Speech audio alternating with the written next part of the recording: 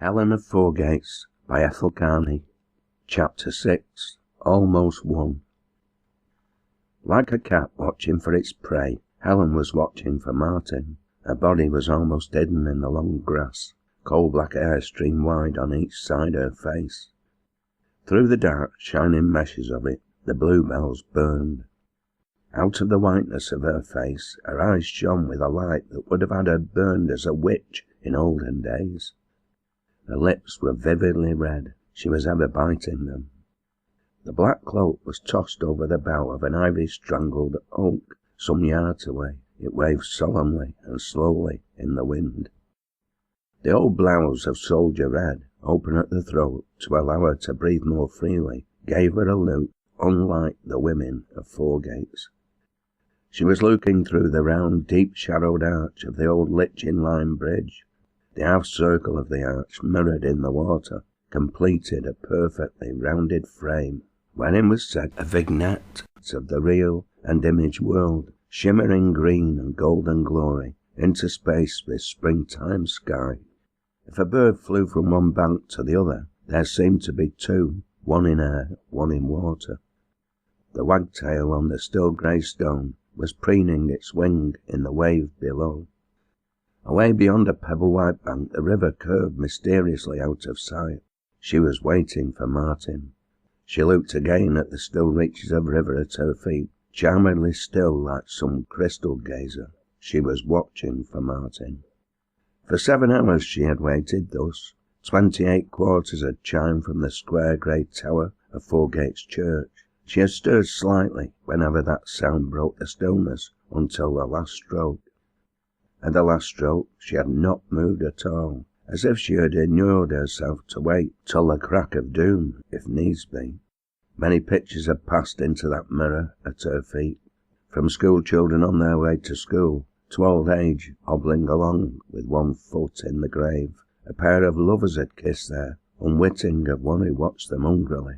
A young mother had paused to rest there with her baby. The whole gamut of human life had passed over the old bridge, to be reflected at the feet of the woman in the grass. At last, into the mirror stepped the figure she had waited for. She did not start. She was looking intently into the mirror. Martin had stopped midway on the bridge. He was Atlas. His face had its most enigmatic expression, and that dark sallowness of tint which in times of crisis was ever accentuated. He looked towards the farm once, then down at the waters. He was alone, and for aught he knew, unwatched, but no shadow of what he felt or thought crossed his countenance. He had wrapped himself round in sheet ice. It was his most difficult mood. He would be sombrely cold, answering in monosyllables. Helen coiled herself face downwards in the grass. There was no need to look further. She had seen and knew. When she looked up again, the bridge was empty. Martin had gone. Would he take the gap in the hedge and come down by the river, or proceed up the lane to pass through the farmyard? If he came down by the river, she would know that under that enigmatic look was hidden some indecision, that he was taking the longest way round because he was afraid of her. Placing her ear to the ground, she listened. There was the soft, swaying sound from the bluebells, the fine, almost inaudible voices of myriads of grass blades, the murmur of winged insects, and always the deep, solemn undertone of the river, like a great, rich chord with which all the slighter sounds blended, aerial laughter harmonizing with the chant of a god. She heard the crackling of the hawthorn boughs pushed aside as he came through the gap in the edge. He had chosen the river path. She coiled herself more closely in the deep grass. Whenever she came down into that wood, a wild pagan faith always shot her through from the memory of the spell she had cast there. She felt herself twice as strong in the wood, and Martin twice as weak. She watched him advance. He was threading his way to avoid crushing the bluebells or any little life of the grasses. The paradox of the humanitarianism that could keep her soul on the rack, yet shudder lest the pulp of a bluebell be crushed back into the sod, gave her a wild desire to laugh. Never before had she felt like laughing at so unfitting a moment. Her throat throbbed too. A pulse had sprung into it suddenly and feverishly. She pinched herself fiercely to shake off this strange feeling. She must be strong, strong as those who fight for their very existence. She must be alert like an animal. When he was within some yards of her, she sat up unexpectedly. "Martin," she cried. The blood rushed to his brow. He stood looking at her. She was sitting in the grass, little bits of it sprinkled over her. The sun was shining full on her. She was laughing. She had said Martin like a child playing hide and seek. He wondered if she knew that laughter curved her mouth so that it drove him almost wild to refrain from kissing it. "It seems a long time since I went, Martin," she said, as he waited for her to fire the first shot. She had thawed him. He knew she was most dangerous then. "Aye," he answered. He directed his glance towards the farm. "How's my Aunt Milly?" she asked, formally sympathetic. "Dead," he answered. "Dead!" ejaculated Helen. He saw a soul in her eyes. "Aye, dead," he said, with formal reproof. "Aren't ta sorry?" "I never tell lies," she said, "if I can help it." "There isn't another woman in Fourgates but would." He stopped. "That should have been a local preacher, Martin," she jibed. He opened his lips as to answer the taunt, then closed them again. "I can't help having been brought to Fourgates," she added. Helen went on. "I've never seen Aunt Milly. Blood's thicker than water, I know, but fire's fiercer than either. Love's fire. How far can ta go back, Martin? 3 generations at most, then all's misty, and what's behind that mist? Disease, weakness, crime happen. Do I want to loot? When Matty old Bills wanted to insure her father for another penny, th' insurance men came and asked questions. Is love such trafficking? I'd die before be on a par with such. I give all, and want all, and risk all. If love isn't that, put it on a grocer's bill, and calculate what it'll cost and if it's worth it. Martin, Martin, I'm a woman, but a better mon than thee." Her voice had run the gamut of fiery scorn, crooning love, hard cynicism, and the glow of the poets. "Nay," began Martin. He stopped. It was dangerous to barge with her. "Martin," she called. With a swift movement she had risen, standing face to face with him. She was stroking the sleeve of his coat with an abandon of affection. "This isn't a playhouse," he said. She ignored the taunt. Her lips had lost their colour. "I'll die if thou leaves me, Martin," she told him. "I may go on eating and sleeping and talking, but I'll be dead. Promise me, Martin." "Remember, thou'rt a Fourgates woman," he said, as she still held him. His voice was brutal, but he had turned his glance from her face. "Sit down by me, Martin," she pleaded. "I'm not going to fight. I've been through hell." Her voice caught. There was a sob on her lips, though she was trying to laugh. Her smile was the most tragic thing he had ever beheld. "I'm in hell yet," he told her, but his voice had lost its fierceness. As he spoke he tried to loosen her hand from his sleeve. It came away as if he'd brushed a snowflake off, strong though his hands were. There was a limpness about her that he had never seen before. After her passionate, virile outburst of a few moments back, it was the more marked. She drooped. It gave him a curiously elated sense of dominance. He so seldom felt himself her equal. She had cried out for truce from the long battle. He felt as the conqueror of some barbarian. "I'll sit down then for 5 minutes," he compromised, and laid his watch in the grass. They sat down together. His hands lay idly on her lap. There was an abandon of fatigue in their pose. Her shoulders drooped, her head was bent, so that her face was half hidden. The cloud of hair about her reminded him again of the little girl who had looked at him so searchingly years ago, as if wondering what sort of playfellow he would be. He drew nearer to her. She did not move or look up. A gust of wind went through the woods, stirring the shadows at their feet to fantastic changes. The cloud of her hair was blown across his cheek. His blood tingled at the touch. One of her hands moved languidly and caught the recreant tresses, twisted them into a knot, which she thrust inside the neck of the soldier-red blouse. A suspicion shot faintly through his mind that she knew that her close silky cap of black hair lent to her the look of a weary boy-pal, but she was not looking at him. He could look his fill at her without meeting the disturbing magnetism of her eyes. She sat beside him, tame as the tamest woman in Foregates. She placed one of her hands out into the grass and leaned upon the strength of her arm. It seemed nearly too weak to hold her up. Slowly Martin's hand travelled across the grass, reached that white hand, then covered it from sight with his own. Her fingers did not tremble, neither did they lock in his, in their old eager way. Again the conqueror's feeling surged through him. He had a consciousness that she was at his mercy, his to stay by or forsake. He was a god thereby, he, a common toiling man to the rest of the world.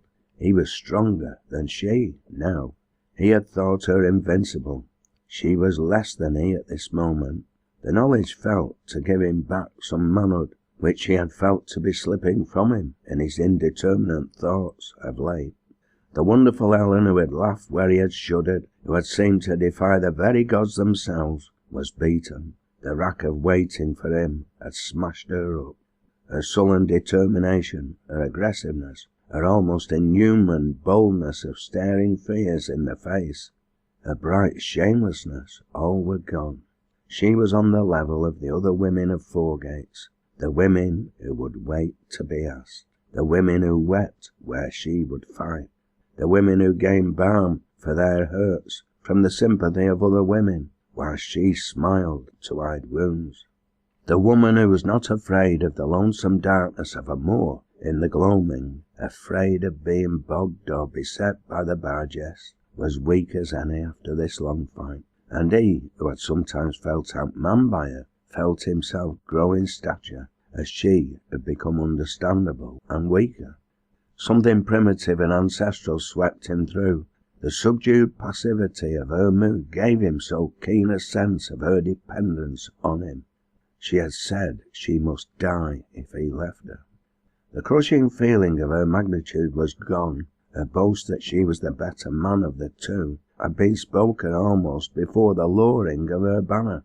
He could not but be glad. It was right that he should be the stronger. This creature who sat so droopingly by him, by tireless energy, watchfulness, by every appeal save to his animal nature, had fettered him down in a hell of fiery unrest for 5 weary years. She had spoken words that were rivets of steel to bind his soul. She had made appeals that became commands because of their unanswerableness. She had grown to be something to wonder at and fear as well as love, whilst he had felt to dwindle and peak, to grow into a straw at whom the gods laughed. She had none of her disturbing words to say now, nor was her silence that strong silence more powerful than words. This moment's dominance was his. "And thou'll dee if I leave thee, Helen?" he queried. He had shed half his mail. What need was there of mail before so weak a thing? "I'll dee, Martin," she answered. "Thou loves me greatly, Helen?" he asked. Yet even as he did so, it seemed strange to him that he, the moment's master, should ask this of the lesser one, even as Helen, when dominant, asked it of him in her jealous, fearful way. He was trying to think in his old way, but found it more hard. There was so little to fear in her. "More than thou cares for me, Martin," she answered droopingly. A wave of tenderness swept him nearer to her. "Thou doesn't know, Helen, thou doesn't know," he said. There was something trance-like in her looks. Her head rested wearily against his shoulder where he had drawn it. Samson might have felt so sure of his strength before he was shorn. He touched her cheek gently with his lips. The coldness of it terrorized him. "Thou'rt cowed, Helen," he said. She did not answer, but sat as if too weary to move. He had clasped the thin shoulders. He was wondering if her lips were cold also. He kissed them. She might have been out in the frost. The whisper of the wind through the grasses was the only answer he got. Her body was close to his, so close that he might have felt the throbbing of her heart, but that was calm and dispassionate also. "Thou'rt cowed, Helen," he repeated, shaking her arm a little. "I feel cowed, Martin," she answered. He could not tell if she referred only to physical coldness. In a moment a fear had caught him, octopus-like. His secure strength of dominance fell from him. "Helen," he called tensely. There was an awful stillness that seemed to lap him round like lead. Some pulse had stopped beating, some pulse to which the grass waved, the sun shone, the birds sang. His cry was wrenched from him against his will. Up near the Corplestones some hours ago, he had wished that she might let him go. The shadow of reality was bitterer than the dream. Had the rack of suffering been too much? He remembered having read that the brightest fires burnt out most quickly. Words burnt themselves out, passing into darkness and negation. Human loves had their limits, so much rapture, so much to suffer. Higher darkness fell on the coldness of a dead world. Helen's might have burnt out. Supposing that his dream meant that. Ages of superstition woke in his mind in a moment. Helen, he repeated, hasn't gone away from me. He felt to be struggling with death. She did not move or look at him. Then he clasped her to him. He was kissing her wildly, as one who would galvanize a corpse into life. Just to care for me, only tell me that, Helen, he reiterated. I care, Martin, she answered him mechanically, with that strange passivity. It sounded worse than any denial. He remembered the sudden coming of love like a miracle. They were gathering May blossoms on their way from the fair, and Helen had stumbled down from the hedge, floundering against him, the blossoms and thorns and her hair striking his breast, and love, the beautiful, the awful, was upon them. Even so suddenly, he knew, love could depart. He shook her gently again, calling her name, while his repetitions sounded foolish in his ears. "The lies, Helen," he said fiercely. "Them as love don't say it like that. Let's have truth, whatever it is. I can bear it. Tell me, why art thou so cowed, so different with me, Helen?" Then he fell to kissing her again because she did not speak, but her chill hand freed itself from his and motioned him languidly away, beating as if at his warm heart to tell him that space to breathe, freedom, peace, were better things than the slavery and tumult of love. Even so, a love in its death agony might cry out and beat for release. She wanted peace. She could love no more, suffer no more. That was how he interpreted it all, this bewildering phase. He laid her down on the grass, moving some paces away, and stood looking at the river. The spot had a mocking aspect to him. It seemed that places had souls and could laugh at human misery. The moment became tense with such fate that all his life might have led up to it. His brain swam. He hung on a dizzy bridge over the gulfs of eternity, whilst yet he knew that this moment, this day, this agony would pass, this terrible present become the tolerable past. Helen had ceased to love. If he left Fourgates, it would be as a homeless beggar. No, it could not be true. He would ask her yet again, call her this once more. "Helen," he pleaded, then stopped hopelessly. He was kneeling down by her in the careless blowing world of grass spires. Her eyes unclosed. They were full of tears. Her breath came in little gasps, as one coming from some numbing spell, some semblance of death. He took her hand between both of his. "I thought thou didn't care, Helen, any more," he said. "Why wert thou so strange with me?" "I don't know," she answered. "I sort of gave out, Martin. The feelings seemed to go away from me. 'Twere awful. I only wanted to lie still and be left alone. But it wasn't that I didn't care, Martin. I wonder if folks in the coffins hear folks talking round them as I heard thee." She looked back at him with something of her old look. "I thought I was stronger than that," she laughed weakly. "Fancy giving out like that." She had come back. She had never gone away. It was only physical reaction, born of mental anxiety. He had taken it for the death of love. "Kiss, Martin," she begged. Her voice came weakly, but held the throb of the old eagerness, with the croon of love that was half a laugh at his own folly. "Thou couldn't stop loving, Helen?" he asked, kissing her cheek. He was cautious now in his kissing. She was waking up to the situation.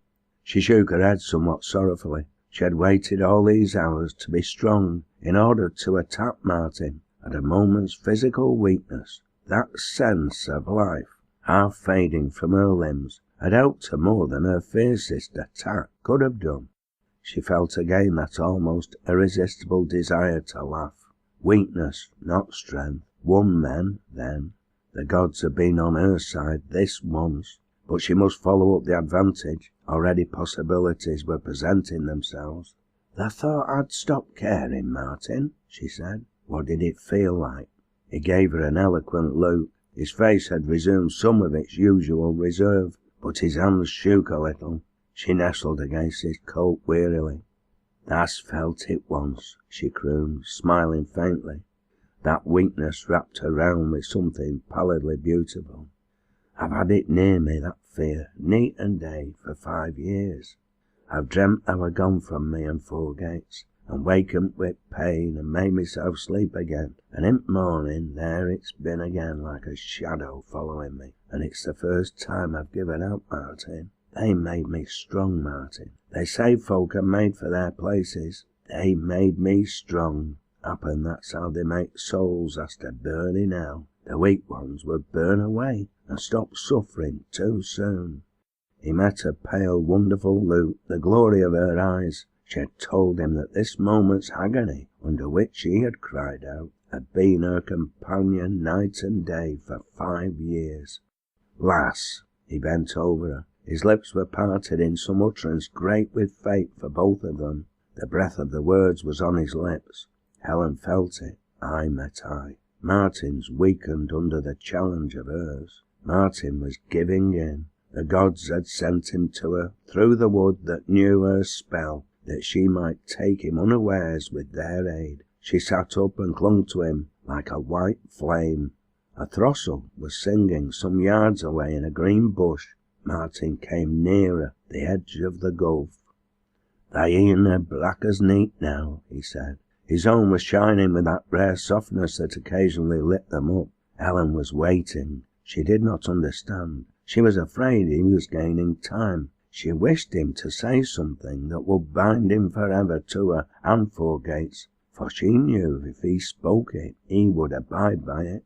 He saw it in her eyes. Her intense glance almost scorched his face. Her parted lips, her hungry look said, "Now, say it now, Martin."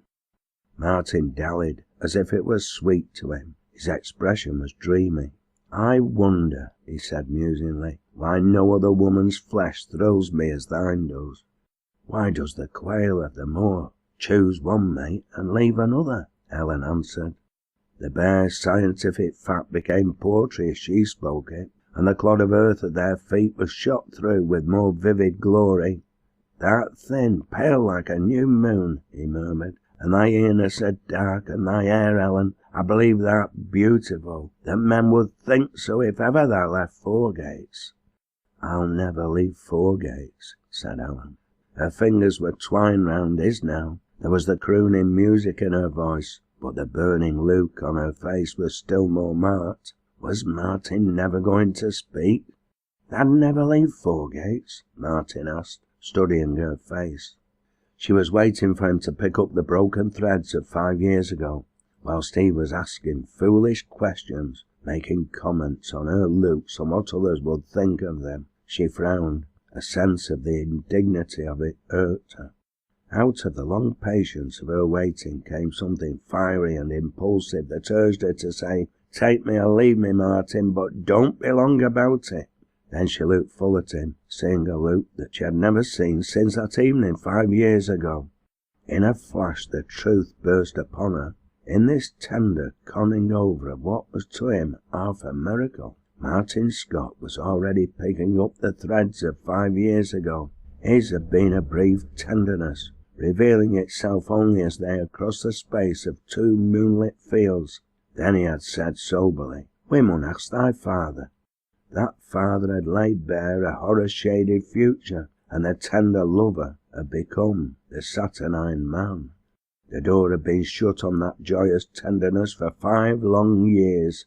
He was going back now, and she had only just perceived it. It was lad's love he was giving her at this moment, sweet-scented, happy lad's love that had lived somehow through storm, iron restraints, struggles between them. She leaned against him and listened to the voice of the river. She wanted to realize it. She felt even younger than when she was a little girl, for she had been lonely then, and loneliness is aging. She was young, young, young. The throstles seemed to sing it. Martin and she would both live years yet in one house, grow old together, and sleep in Foregate's churchyard together. They would fight for, and sometimes with, each other. It was not an earthly paradise she wanted. It was only life. Toiling, suffering, joy-vain life with Martin that she wanted. The glory of life was rushing towards her, darkened though it might be by the clouds of her destiny. She was sailing through blazing seas of splendour after leaving the greyness of valleys barren with negation. The deepest cores of her hopes opened, sunned by the look in Martin's eyes.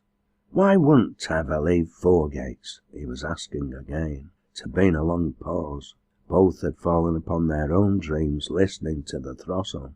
Helen had travelled far since he put the question before. She looked into his face, seeing the look still there. "Because I've suffered so much here," she said, "and now I'm going to be happy here, happier than I've ever been before. Eh, Martin?" Helen looked questioningly at Martin, a proud humility in look and voice. That voice was pitched half a note lower, a sign of disturbance. She not only knew herself to be in Martin's hands, but she was going to tell him so, and ask him what he meant to do with her. The courage, the love that was greater than Foregates, was held in bondage by the pride that was of Foregates. The colour had flamed into her cheek. "Am I going to be happy, Martin?" she asked. Even so a savage might kneel prostrate before some god, head in the dust. The god bent his head nearer. "How can I say?" he answered very humbly. The colour had fled her lips again. "Am I, Martin?" she persisted. "Am I? I want to know now." There was a swift movement. Martin had laid his cheek boyishly against hers. Something of adventure was in his expression. The very air about them seemed aware that at last his indecision must go. There was a hush, a stillness. Martin's lips were parted for words, for which Helen waited thirstily, but they were never spoken. Before they came, the air was beaten by discordant cries, the growling and yelping of the dog, the swish of branches being swept aside behind them, and a mad party headed by old Mason sweeping down towards them. His hair stood almost on end, his eyes rolled in frenzy. He was making cries more akin to the beast than to men. His head was lowered, his arms swaying like the sails of a windmill to sweep any obstacle from his path. It was a sight terrible to see. Nature had loosed a ghoul upon the beauty of the springtime noon. The lovers had risen to view it. Martin was looking on it with reawakened loathing. He watched old Mason's movements with dull horror. "He's going to pitch himself into the river. Stop him, Martin," yelled Teddy Tripp. Fielding Day, axe in hand, called from chopping timber, was some yards behind Teddy. "Martin!" exclaimed Helen, plucking his sleeve. "I'm off," he said in an undertone. Faint as it was, she heard it amidst the din of voices. She faced him. "Where?" she asked sharply. There was an odd determination on him as he faced her. "Anywhere out of this," he breathed. The next moment he'd taken to his heels, as if old Nick were after him, to use Teddy's phrase. Fielding Day and Teddy Tripp wrestled with the old man, but Helen stood looking after that fleeing figure. "It's not lass a bit giddy," said Teddy to Fielding, as they got the old man quiet between them. He had suddenly become passive as a lamb. "I can manage him," looked at last. Fielding Day dropped behind. Helen had not moved a foot from where Martin had left her. She looked dazed. The tramp touched her on the arm. She started nervously. Her eyes reminded him of a trapped hare's he had seen. "We shall want some dinner," said Fielding Day. She looked at him, but did not answer. He repeated his remark. "Aye," she answered, and swayed a little. Day put out his hand to steady her. He had caught hold of her elbow in his great hand as she set out for the farm. "I can walk by myself," she said curtly. She dragged her trembling limbs towards the house, trying to walk straight. They were getting her father up the stairs as she entered. Helen set Fielding's dinner on the table and sat down. When he came down with Teddy, he moved to the table and commenced to eat, inviting Teddy also to sit down. Helen moved towards the doorway of the kitchen. "It's Brungerley market day," she said. "I shall go in 10 minutes. If Martin comes to his dinner, it'll be set ready under a cloth in larder. My father'll be all right with a bit of watching." She commenced to get ready. She went upstairs and returned some minutes later in her Sunday attire. She had a basket on her arm.